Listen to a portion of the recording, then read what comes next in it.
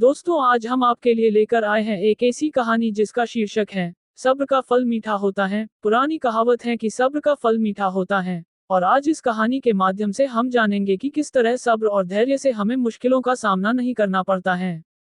एक बार एक संत अपने कुछ शिष्यों के साथ जंगल के रास्ते से होकर किसी गांव की तरफ जा रहे थे। उन सभी शिष्यों में से एक शिष्य बहुत ही फुर्तीला था। उसके मुंह से हर वक्त यही बात आती है कि जल्दी करो, कितना वक्त हो गया, जल्दी चलिए, फुर्ती रखिए आदि। वह अपना हर एक कार्य जल्द से जल्द ही निपटाना चाहता था। उसके गुरु उसे कई बार समझाते थे कि धैर्य से कार्य करो, जितनी जल्दी करोगे उतनी ही कठिनाइयां और बाधाएं आएगी। वो रास्ते से जा रहे थे, तभी संत और सभी शिष्यों को प्यास लगने लगी, जिसके कारण उनके कदम आगे नहीं बढ़ रहे थे। उन्होंने पास की नदी से पानी पीकर एक वृक्ष के नीचे आराम करने का सोचा।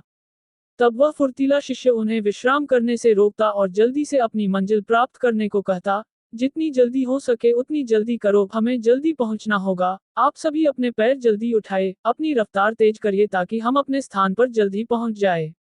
तभी संत जी कहते, सब्र करो, सब्र का फल मीठा होता है। जल्दी करोगे तो रास्ते में बहुत सारी परेशानियां आएगी, थोड़ी देर रुक कर फिर चलेंगे। यही रास्ते में कहीं पर थोड़ी छांव दिखाई दे तो हम सभी वहीं रुककर थोड़ी देर विश्राम करेंगे, फिर चलेंगे, ठीक है?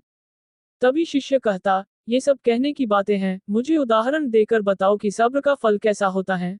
संत जी बोले, समय आने पर बता दूंगा, अभी हमारे पास इतना समय नहीं है, अभी हमें बहुत चलना है। जब हम शाम को कहीं खाना खाने के लिए रुकेंगे तब उदाहरण पूरे विस्तार से बताऊंगा। उन्हें रास्ते में पेड़ की गहरी छांव दिखाई दी तो उन्होंने थोड़ी देर आराम किया और फिर आराम करने के बाद फिर चलने लगे। चलते चलते उन्हें काफी समय हो गया था और अंधेरा भी होने लगा था, तो वे अपने ठहरने की जगह ढूंढने लगे। बहुत ढूंढने के बाद उन्हें एक किसान मिला। संत जी ने उस किसान से पूछा कि क्या हम आपके यहाँ एक रात के लिए रह सकते हैं क्या? सुबह उठते ही निकल जाएंगे, अगर तुम्हें कुछ तकलीफ ना हो तो हम रुक सकते हैं। किसान ने उन्हें रहने के लिए एक कमरा दिया। संत और सभी शिष्य खाना खाकर सोने की व्यवस्था कर रहे थे।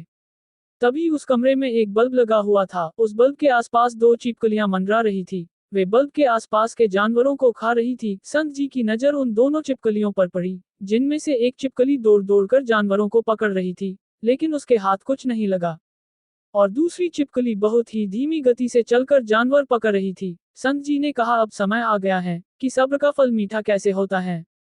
उन्होंने सभी शिष्यों से कहा, तुम इन दोनों छिपकलियों को देख रहे हो, दोनों में केवल एक ही अंतर है, एक सब्र वाली तो दूसरी फुर्तीली है।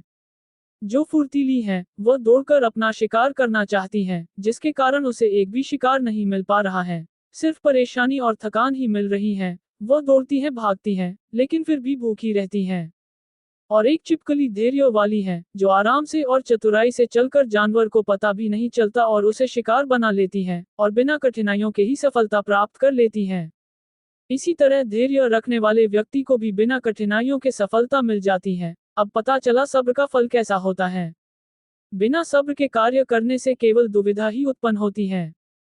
कहानी से सीख। दोस्तों, इस कहानी से हमें ये सीख मिलती है कि जीवन में धैर्य का होना बहुत जरूरी होता है। ज्यादा जल्दी के चक्कर में मत पड़िए, जो सही है उसे चुनिए। क्रोध आने पर तथा मुश्किल वक्त में धैर्य और सब्र नहीं खोना चाहिए। जिस तरह इन दोनों छिपकलियों में एक ही अंतर था, जिसके कारण एक बहुत कष्ट तथा असहज दिखाई दे रही थी, किंतु दूसरी वाली शांत तथा धैर्य वाली थी, जो अपना जीवन बहुत खुशी से जी रही थी। इसका केवल एक ही कारण है, सब्र। दोस्तों, हमारा सवाल यह है कि जब संत जी का वह फुर्तीला शिष्य बार बार जल्दी चलो की रट लगाए जा रहा था, तो फिर संत जी ने किसका उदाहरण देकर समझाया कि सब्र का फल मीठा होता है?